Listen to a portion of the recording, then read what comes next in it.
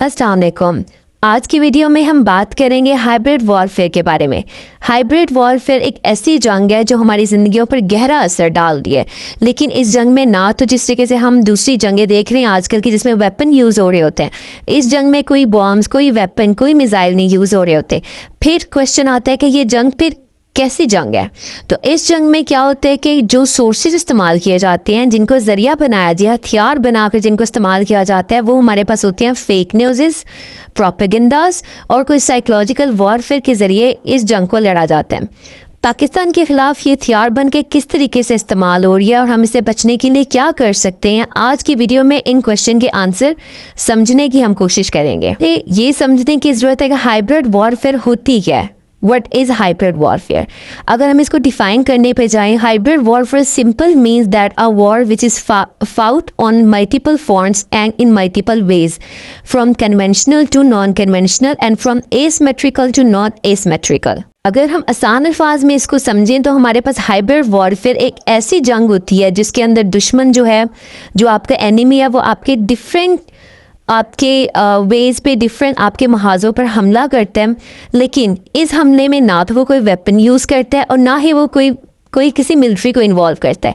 इसमें क्या होता है कि आप फेक न्यूज़, कोई आप किसी को साइकोलॉजिकल हिट कर रहे हैं, आप कोई ऐसे प्रोपेगेंडास बना रहे हैं जिससे आपका जो दुश्मन मुल्क है वो वीक पड़ रहा है, इंटरनली वो वीक पड़ रहा है। दैट इज़ कॉल्ड, इस चीज़ को हम कहते हैं हाइब्रिड वॉरफेयर। अगर थोड़ा सा इसकी हिस्टोरिकल बैकग्राउंड पे जाएं तो फ्रैंक हुफमैन नाम का एक शख्स था जिसने हाइब्रिड वॉरफेयर के टर्म से हम सबको आगाह किया, इस टर्म को लेकर आए। और उसके बाद हिजबुल्लाह ने कॉन्फ्लिक्ट 2006 में हुआ था इसराइल के साथ, वहाँ पे इस टर्म से ज़्यादा इंट्रोड्यूस हुए, हम लोग वहाँ पे इस टर्म को यूज़ किया।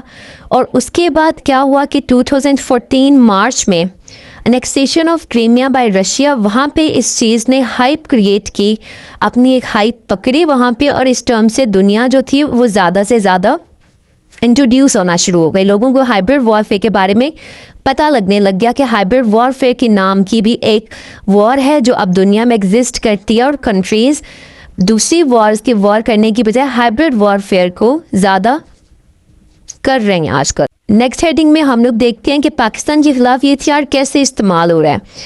इस क्वेश्चन का आंसर समझने से पहले हम इस बात को समझ लें, अपने माइंड को क्लियर कर लें कि हाइब्रिड वॉरफेयर से जो कंट्रीज सबसे ज़्यादा हिट हो रही हैं, पाकिस्तान उसकी टॉप लिस्ट में आता है। तो इस वजह से आज की जो वीडियो है इसके अंदर हम पढ़ेंगे कि पाकिस्तान के ख़िलाफ़ कैसे ये हथियार इस्तेमाल बनकर यूज़ हो रहे हैं और पाकिस्तान को इससे बचने के लिए कौन से वे फॉरवर्ड, कौन से स्टेप्स उठाने चाहिए। तो सबसे पहले हम देखते हैं हमारे पास पॉइंट है टेररिज्म एंड मिलिटेंस। हमारे पास खैबर पख्तूनख्वा और बलूचिस्तान में कुछ नॉन स्टेट एक्टर्स जो हैं वो वहाँ पे एग्जिस्ट करते हैं। ऑन गोइंग इंसर्जेंसीज जो इस दोनों हमारे प्रोविंसेस में देखी जाती हैं, उस वजह से कुछ नॉन स्टेट एक्टर्स यहाँ पे एग्जिस्ट करते हैं, और वो नॉन स्टेट एक्टर्स के पीछे बैक एंड पे कुछ फॉरेन इंटेलिजेंस एजेंसीज होती हैं, जिसमें मेनली सबसे पहले हमारे पास इंडिया की रॉ जो है उसका नाम आता है हमारे पास।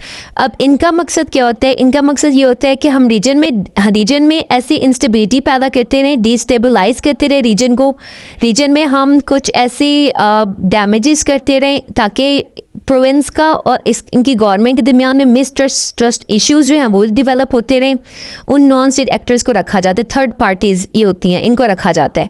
अब इससे क्या होता है कि जो जितनी भी आपकी वहाँ के लोकल्स होते हैं, उनका गवर्नमेंट का जो आपस में एक रिश्ता होता है वो वीक होने लग जाता है, और ये जो नॉन स्टेट एक्टर्स हैं ये इसको एज अ वेपन यूज़ कर रहे होते हैं।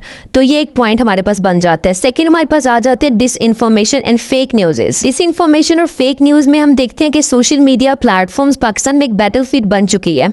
यहाँ पर फेक न्यूज़, एंटी स्टेट प्रोपेगेंडाज और साइकोलॉजिकल मैनिपुलेशन बहुत ज़्यादा चल रही है, और इस वजह से अक्सर जुडिशरी, आर्मी या फिर दूसरे जो हमारे पास स्टेट इंस्टीट्यूशंस हैं उनको टारगेट किया जाता है।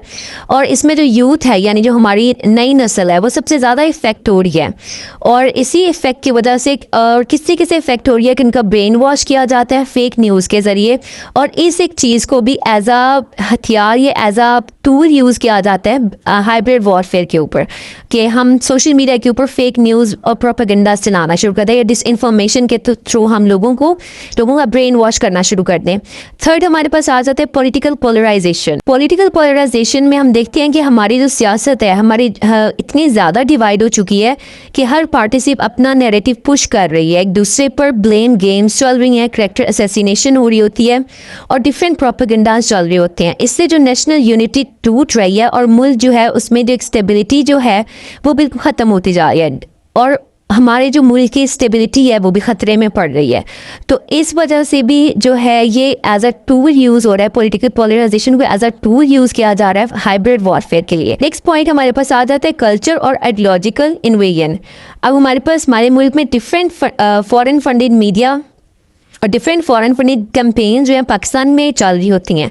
अब इन कैंपेन्स की वजह से क्या हो रहा होता है, ये इन फंडेड की फंड की वजह से क्या हो रहा होता है कि पाकिस्तान के जो कल्चर है और पाकिस्तान की जो आइडेंटिटी है वो चेंज हो रही होती है और इनका मकसद भी यही होता है कि पाकिस्तान के कल्चर और पाकिस्तान की आइडेंटिटी को चेंज करना। और जब वो चीज़ें चेंज हो रही होती है और पाकिस्तान की जो यूथ है वो अपनी नेशन से इमोशनली डिटैच हो रही होती है, तो उनका जो मेन मकसद होता है, जो वो चाहते हैं, हमारी एनिमी चाहती है, वो सब कुछ जब हो रहा होता है तो इसको भी हम एज अ टूल लेते हैं for the hybrid warfare. Next point हमारे पास आ जाता है साइकोलॉजिकल वॉरफेयर। साइकोलॉजिकल वॉरफेयर में हमारे पास क्या होता है कि आपके जो एनिमीज़ होते हैं वो बार बार आपके खिलाफ प्रोपेगेंडाज यूज़ करते हैं आपके मुल्क के खिलाफ, और वो प्रोपेगेंडा यूज़ करके क्या कर रहे होते हैं कि आपका जो मुल्क है, फॉर एग्जाम्पल हमारा पाकिस्तान मुल्क है, तो पाक का मुल्क जो है वो टूट जाए। और जब वो टूट रहा होता है, वो डिफ़ॉल्ट हो रहा होता है, वो आपके माइंड में यही बातें आना शुरू हो जाती हैं और कहना शुरू कर देते हैं और न्यूज़ के थ्रू या किसी तरीके से आपके माइंड में वो डालना शुरू कर देते हैं कि आपका मुल्क डिफ़ॉल्ट हो रहा है। आप वहाँ से एक होपलेस सिचुएशन आपके माइंड में क्रिएट होना शुरू हो जाती है। इससे क्या होता है कि एक मिसट्रस्ट और होपलेसनेस जो सिचुएशन है वो हमारे पास डेवलप हो जाती है और यही उनकी प्लानिंग्स होती हैं। और जब अवाम जो है अपने मुल्क से फिर एक मिसट्रस्ट इश्यूज़ जो हैं वो डेवलप हो जाती हैं, एक नाराज़गी वाला फैक्टर आने लग जाता है और लोग अपने मुल्क को छोड़ के दूसरे मुल्क में शिफ्ट होना शुरू हो जाते हैं। तो इस चीज़ को हम कहते हैं कि साइकोलॉजिकल वॉरफेयर, और ये एक एज अ टूल यूज़ किया जाता है हाइब्रिड वॉरफेयर में। लेकिन इसके साथ साथ अगर हम देखें तो हमारे कुछ अपने मुल्क के कुछ मिस्टेक्स हैं। अनफॉर्चुनेटली हमारे अपनी भी कुछ ऐसी मिस्टेक्स हैं। सबसे पहले हम देखें कि हमारा जो मसला है बलूचिस्तान इंसर्जेंसी का, वहाँ के लोग कहते हैं कि उन्हें रिसोर्सेज नहीं दिए जाते, जॉब्स नहीं दी जाती और उनको वो फैसिलिटीज़ नहीं दी जाती जो पंजाब को या सिंध साइड को दी जाती हैं, और इनके जेन्युइन इशू जो है उसको एड्रेस नहीं करते हैं हम लोग। और ना करने की वजह से, और ना जब हम नहीं कर रहे होते तो वो लोग जो है वो वेपन यूज़ करते हैं और वेपन्स उठा लेते हैं। इस वजह से उनका इसी तरीके से उनका एक और इशू जो हमारे पास है मिसिंग पर्सन का जो इशू है उनका, उस वजह से भी ये लोग हमसे नाराज़ रहते हैं। तो ये एक एनवायरनमेंट, ये एक जब माहौल क्रिएट हो जाता है कि, और इस वजह से एनिमी जो हमारे आसपास की होती है उनको एक मौका मिल जाता है कि वो आके हमारी सिचुएशन को या हमारे मुल्क को ज़्यादा ख़राब करने की कोशिश करते हैं, थोड़ा एक्सप्लॉइट और करने की कोशिश करते हैं। तो इस वजह से हमें अपनी मिस्टेक के ऊपर थोड़ा काम करना चाहिए। उसके लिए हमारी नेक्स्ट हेडिंग है जिसमें हम वे फॉरवर्ड्स के ऊपर बात करेंगे। लास्ट में हमारे पास एक चीज़ बचती है, क्वेश्चन जो हम सबके माइंड में आता है कि इस डेंजरस वॉरफेयर का हल क्या है हमारे पास। तो सबसे पहली बात कि पॉलिटिकल पार्टीज़ को ब्लेम गेम छोड़कर मुल्क के लिए एक यूनिटी बनकर काम करना होगा, इकट्ठे होना होगा। बलूचिस्तान इशू को पॉलिटिकली सॉल्व करना होगा, ना कि वेपन यूज़ करने होंगे। और इस तरीके से मिलिट्री ऑपरेशन जो है बलूचिस्तान के ख़िलाफ़ या KPK के ख़िलाफ़ अक्सर हम देख रहे होते हैं, कोई ऑपरेशन शुरू हो जाता है, उससे भी हमें साइड पर होकर कोई ऐसे स्टेप्स उठाने चाहिए कि उनके ये इश्यूज़ हम सॉल्व कर सकें।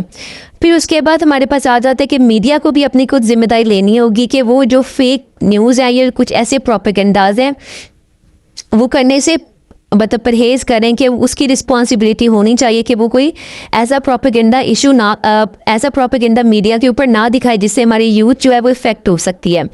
उसके अलावा जो है क्रिटिकल थिंकिंग जो है वो हमें अपनी यूथ को सिखानी चाहिए और ये चीज़ हम मीडिया के थ्रू भी कर सकते हैं।